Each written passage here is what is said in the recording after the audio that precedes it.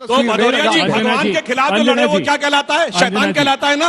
अंजना जी, भगवान से लड़ने वाला शैतान है। कौन लड़ा था? नाम लीजिए, नाम लीजिए, नाम लीजिए।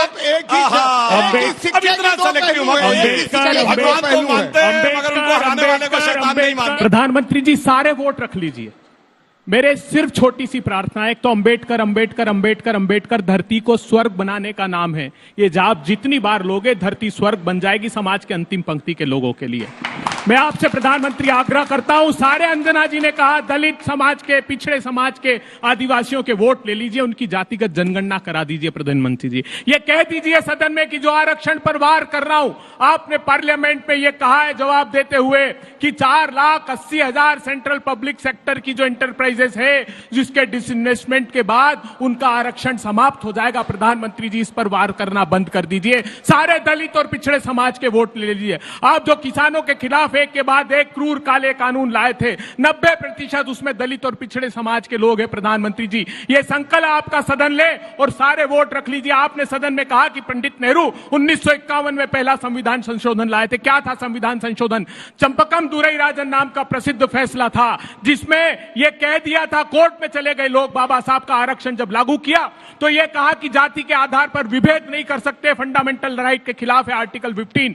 पहला संविधान संशोधन पंडित नेहरू ने कहा और वो सही मायने में आदरांजलि थी बाबा साहब को। ये लिख दिया उन्होंने कि इस प्रावधान के होने के बावजूद आरक्षण कोर्ट नहीं रोक। देखिए कथनी और करनी में क्या अंतर होता है। कह रहे हैं धरती को स्वर्ग बनाएंगे, और दुई प्रधानमंत्री स्वर्ग में जाने से पहले खुद को तो भारत रत्न दे लिए।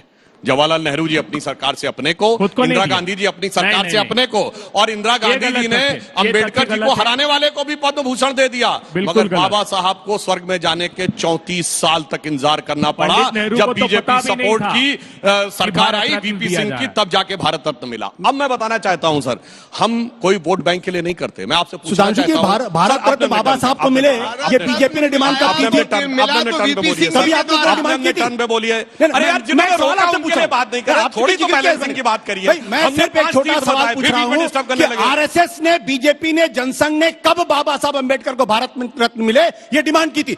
पहली बार डिमांड काशीराम ने 1982 में की थी। कभी बीजेपी आरएसएस ने बाबा साहब अंबेडकर को भारत रत्न देने की मांग की? कभी नहीं की। एक मिनट, कैसे मुंह से सच निकलता है? कह रहे 82 में काशीराम जी ने किया था, 2/3 बहुमत इंदिरा जी की सरकार थी, नहीं दिया। 3/4 बहुमत राजीव जी की सरकार ने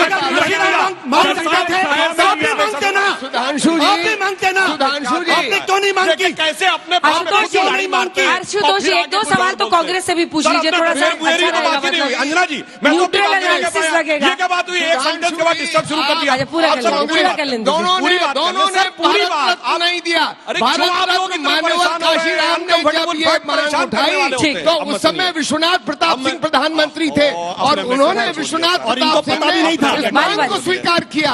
मंडल आयोग भी तब लागू हुआ।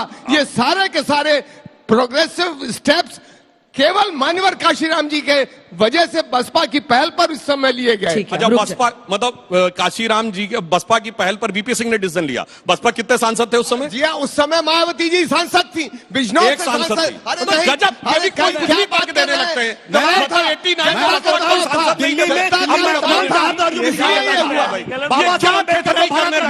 मैं आपको बताता हूँ, मंडल कमीशन की अगर हुई उसके लिए सबसे ज्यादा रामविलास पासवान जी ने कहा था। मंडल कमीशन का सबसे ज्यादा विरोध अखिल भारतीय विद्यार्थी परिषद ने किया था। बीच में आशुतोष जी,